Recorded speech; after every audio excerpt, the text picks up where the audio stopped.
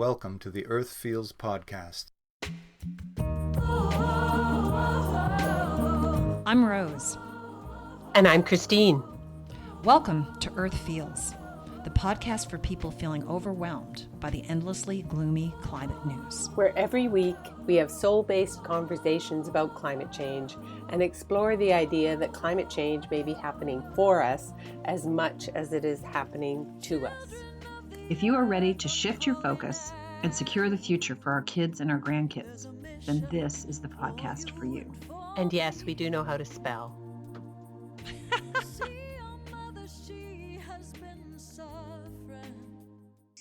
Okay, so here we are on Cape Cod, having technical difficulties as usual. It is,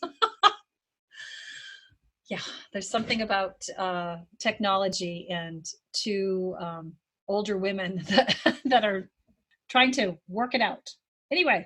We do pretty darn well, but every now and then there is a glitch. And it's always about Plan B, baby. It's always about Plan B. That's our motto. Plan B. So today's question is about the California wildfires. Is this the new normal?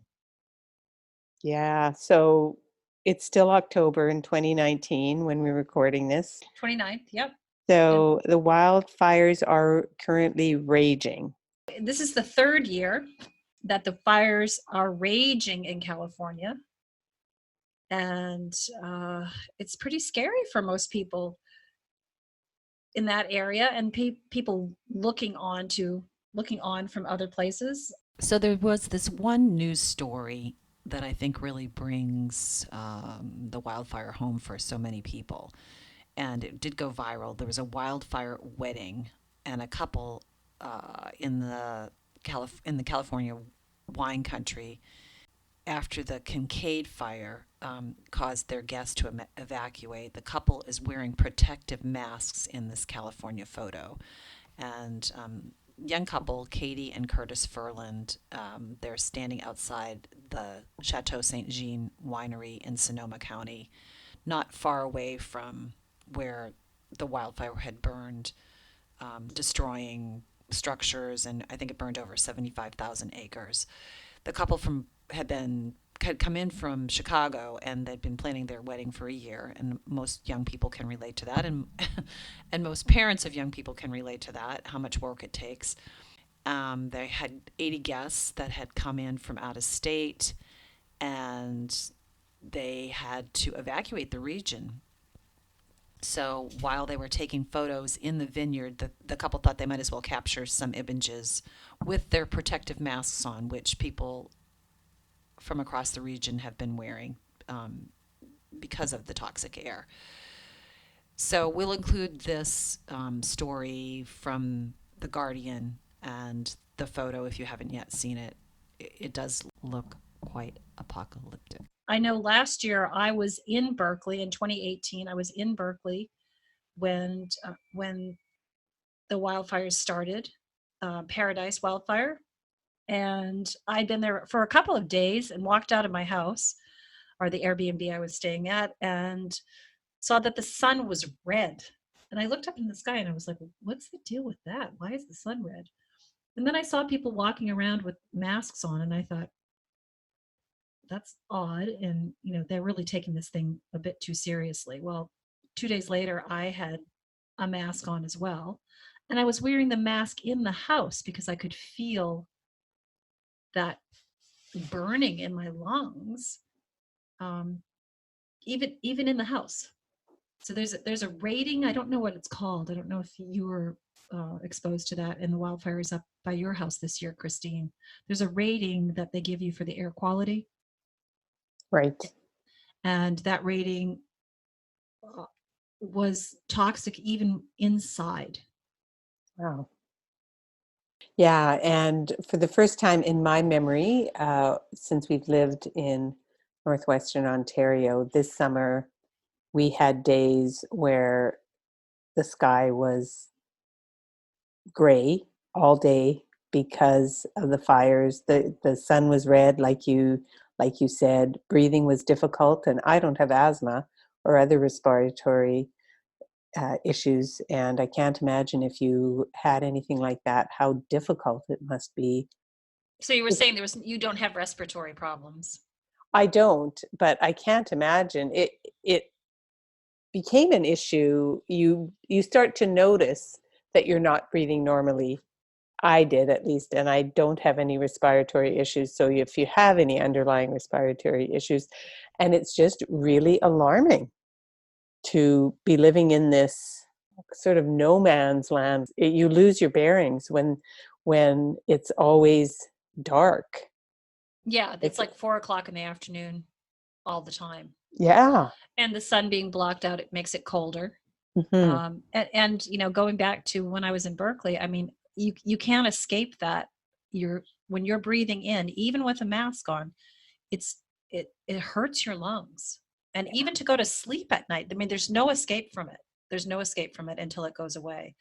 So people are praying for rain. I mean, I think that's eventually what happened in San Francisco last year was the rains came, but it took maybe a good 10 days. And so our question is this the new normal? And I think you and I both agree, unfortunately, it is. That it very well could be. Well, PG&E, the utility in California, has now, for the second time this season, shut off power to millions. So even people that aren't affected by the fire in their own backyard are affected by the fact that they don't have electricity. Yeah, let's talk a little bit about that. So why is PG&E turning off the electricity? It's related to the wildfires. Because their infrastructure, they haven't updated it. It's my understanding that they haven't updated it long enough because they gave dividends back to their shareholders instead of updating their system. That some of the lines can spark, and when they're in a drought situation like they've been for a long time, when are dead trees and that are in the area of these lines, they can cause a spark and start a fire. So it's preemptive that they're shutting down. But how do you can't charge your cell phone, so that there's a danger right there. You have no electricity. If you have an electric car, you're not charging your car. I mean, how do businesses operate? How do people cook? So let's talk. How do kids go to school? Yeah. I mean, what happens? And PG&E has said that this may be the case for the next decade. As they upgrade. Well, hopefully they're upgrading. But Governor Newsom, the governor of California, has said that it's not acceptable, that this is not an acceptable alternative. But what is the alternative at this point? Well, right now, there isn't one. People are in the dark. You were talking about prisons where... Yeah, there was an article that was printed today that was talking about how one of the prisons in the area, I think it was Salinas, that prisoners have been in their cells for the last 2 days. It takes electricity to open the cells, so they're stuck in their cells. How do it takes electricity to flush the toilets, so they're not able to flush their toilets. How do they eat meals? They can't leave to go to get respite, even for an hour a day, to be outside or whatever, or be in a common area. How does cooking happen when there's no electricity? I'm thinking there's nobody cooking. They're probably having sandwiches or fruit or whatever, which isn't the end of the world. If you're a camper like me, you realize that you can get along without that for a while. But the sanitary conditions alone. Well, and some people might not be that sympathetic while they're in prison, if they suffer a bit. But let's just think about that. That is infrastructure failing. And you talked about people not being able to charge their cell phones. A lot of us don't have landlines anymore, right? So that means you're not in communication. And if it's an emergency, I think what I was reading is 90% of 911 calls come from cell phones. Nowadays. So if you don't have a cell phone charged, then how do you, if you are in an emergency, if you need an ambulance, whatever, If you need to figure out the safest route to get out of where you are, or how do you get in contact with the people that your loved ones to tell them you're okay or that you're not okay? Well, that's right. And the emergency bulletins, most people get text True. I messages. didn't even think about that. Yeah. Yeah. This is infrastructure failure on a large level. And I am not surprised to hear that. I'm surprised in that here it is. This is what thoughtful people who have been considering the road ahead in extreme weather and climate chaos have been warning about, and here it is. And unfortunately, it's California, which as a state has understood the urgency of responding to climate change much more than a lot of other states. Yeah, probably better than most other Yeah. communities. Yeah. But they're on the front lines. California is, as we were discussing earlier, it's like the number 4th or 5th. If it was its own country, it would be the number 5 economy in the world. So Huge.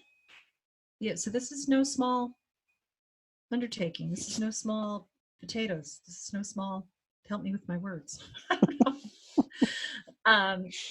It's no small thing. It is not insignificant. Thank you. It's not insignificant. Both of my sons are in California, and I was looking at a map earlier. It's from Northern California, where my younger son is, all the way down to Tijuana. So it's a red flag. I'm not sure exactly what that means, but there's like 25 million people who they are saying are in this red flag area. So I guess that's a warning. Have you talked to him? I have not talked to either one of them. I've had texts from both of them today, and they're 20-year-old boys that are like whatever kind of thing. But until it gets too close, I guess. So, is this the new normal? And I guess the corollary to are the California wildfires the new normal would be, and is this finally enough for people to insist on addressing the root causes of climate change? The fact that our energy system and our food systems and ultimately I guess connected is our political system, are based on an industrial model that doesn't work anymore. Yeah, it's we know that there's a lot of changes coming. Maybe they're here. Some of the changes are here, and will they then have a domino effect where we say, yes, we can address this, which we can. It's not too late, but we have to pull together. We have to prioritize. We have to stop subsidizing fossil fuels. We have to relocalize our economies. And we also, part of that, just the reality, have to prepare for emergencies, which are weather emergencies wherever you are in the country. Mm-hmm. Well, today there was an editorial in today's Guardian written by Bill McKibben, who, to remind people, is the founder of 350.org. And the article was entitled, "Has the Climate Crisis Made California Too Dangerous to Live in?" And I'd just like to read just one paragraph from this because it really hit me hard. Mr. McKibben says, 3 years in a row feels like, well, it starts to feel like the new and impossible normal.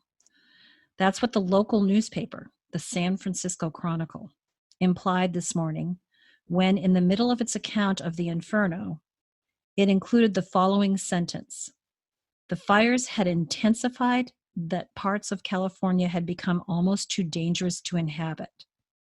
Read that again. The local paper is on record stating that part of the state is now so risky that its citizens might have to leave. Wow. I don't want to be an alarmist, but that's the San Francisco Chronicle is no small newspaper, and it's warning its subscribers, the area residents of San Francisco, that this is what the future looks like. Yeah.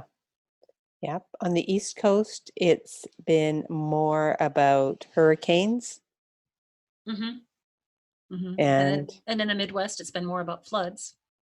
floods for in affecting farms and farmers And our food system.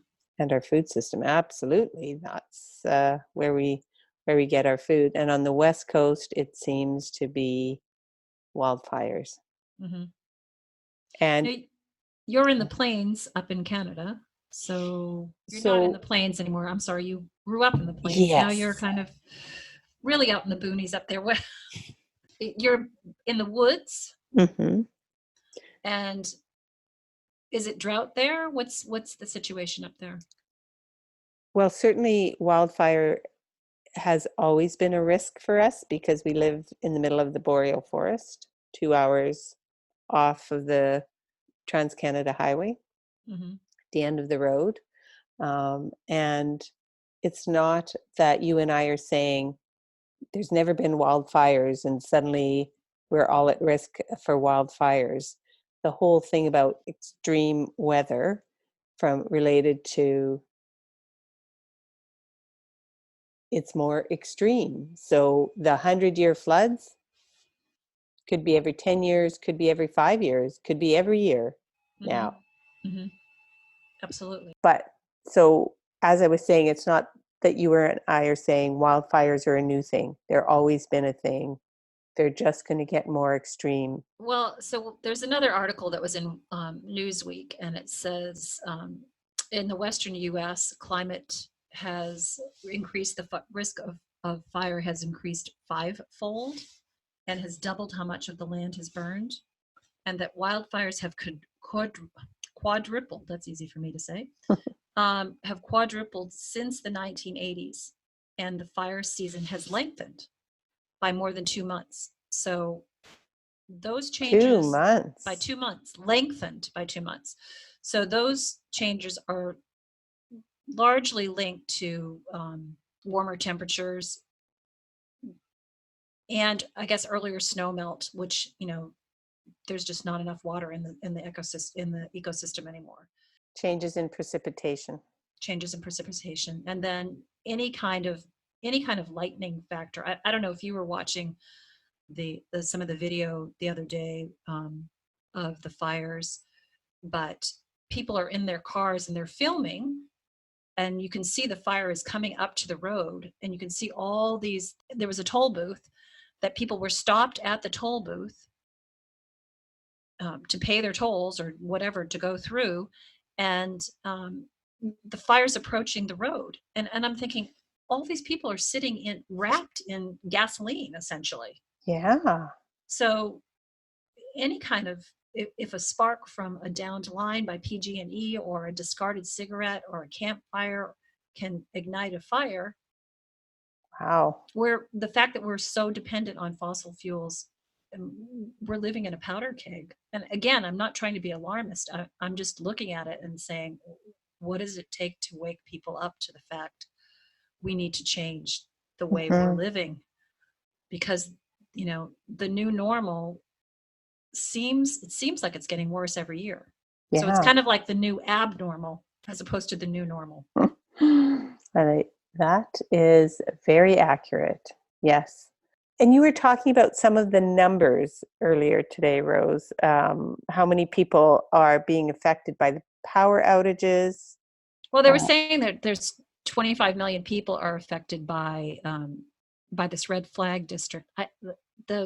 It's conflicting as to how many people are affected by the power outages. I've heard as many as like 960,000, and then I've heard as low as 200,000. So it depends on what article you're reading, and if some power has been turned on and other people have power off. I do have a colleague that lives in the San Francisco area, and he's been without power for 3 days. So, wow. Yeah, I don't know the numbers. Again, I'm on the East Coast. I'm not living in the midst of it, but and we were also reviewing, I think I came across an article that talked about how insurers aren't going to be, well, are already, not future tense, present tense, have stopped insuring some people. I believe 350,000 people now in certain areas of California just can't get fire insurance. And other people, their premiums have gone up. They said annual premiums used to be between $800 and $1,000, and now they're jumped up in 1 year to between $2,500 and $5,000. So cost prohibitive for a lot of people.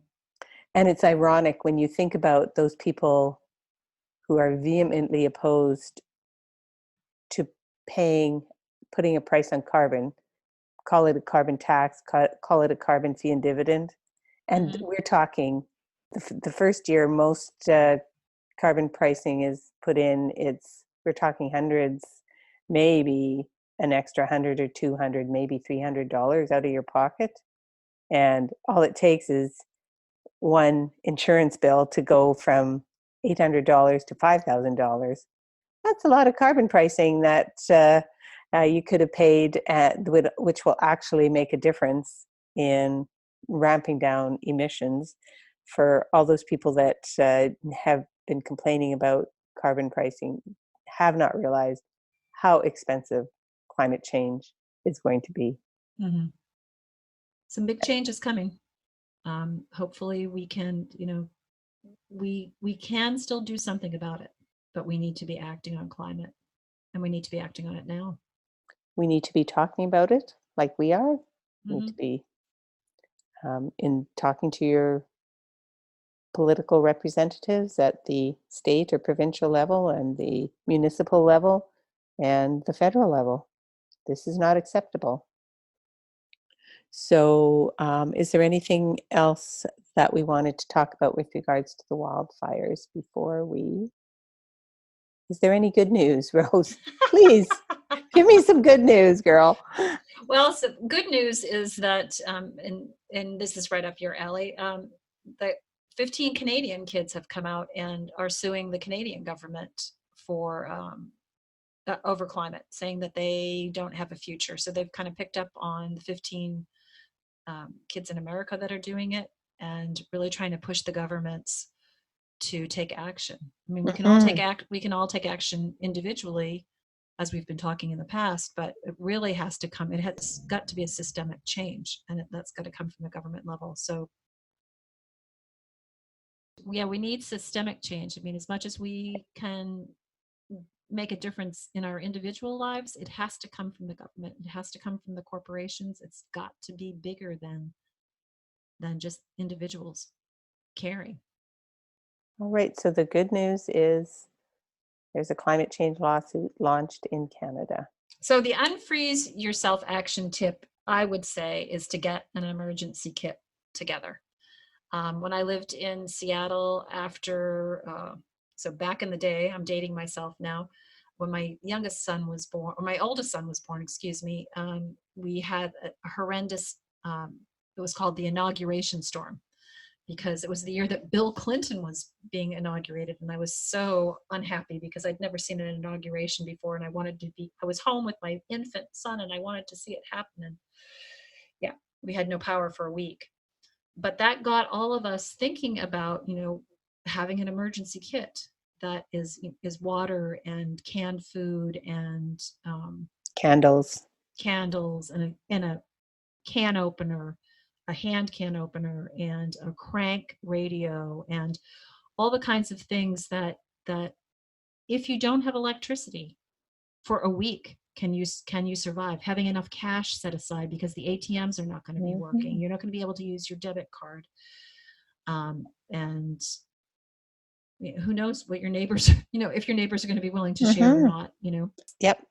Let's put a link on to a website or two that gives advice for an emergency kit. The one other thing I would say is if you're like me, who happens to, drive around with less than a quarter of a tank, a lot of times that's not a good idea either. You don't know what you're going to, where you're going to need to drive and how quickly you're going to need to get there. And stopping for gas may not be an option. So under a half a tank, it's time to fill up. Yep. Always keep your gas tank at half or more full for just such an occasion. Yep. Okay, so we have the good news, we have the action tip, and our sanity tip. If you're a praying person or whatever, then pray for California. If you visualize rain, that would be a good thing. And there was like a Buddhist meditation that we can put up a link to on our website, but it's a very simple one, and it's just sending some thoughts to yourself. May I be well, may I be happy, may I be at peace, and then you extend it out to others, and you can do it to your family, but then send it out into the world. May all beings be well, may all beings be at peace. And I just think that at this chaotic time, if we all take a few minutes to do that, it will shift from the fear, because it's easy to get overwhelmed. So it'll help us. And you never know what sending those thoughts of goodwill might do out in the world. Great suggestion. All right. Well, this has been fun as always, Rose. Oh, it's been interesting. Okay. Thanks for listening. Take care, folks. That's this time. week's episode of Bye. Earth Feels. Bye. Special thanks to singer-songwriter Kristen Hoffman for generously allowing us to use Song for the Ocean. Thanks for listening. Don't forget, subscribe to our podcast so you don't miss an episode. Catch you next time. Bye-bye. Children of the earth, I'm calling out. There's a mission for you and for me. You see, your mother, she has been suffering. Then the truth is told beneath the sea. So raise your voices, sing like ocean waves crashing to the shore.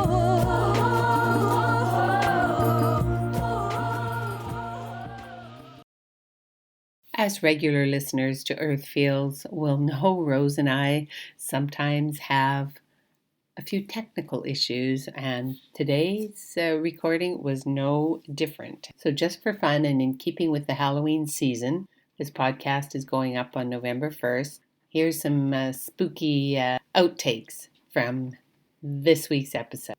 Enjoy. Did you? What's that? That's the ice machine. I did hear that. Maybe I'll go into the basement and I'm just gonna sit on the step. It's a little echoey. Little echoey. You know what? Then I'll just wander around your house. It sounds like there's a ghost. It's true. Well, it is very close to Halloween.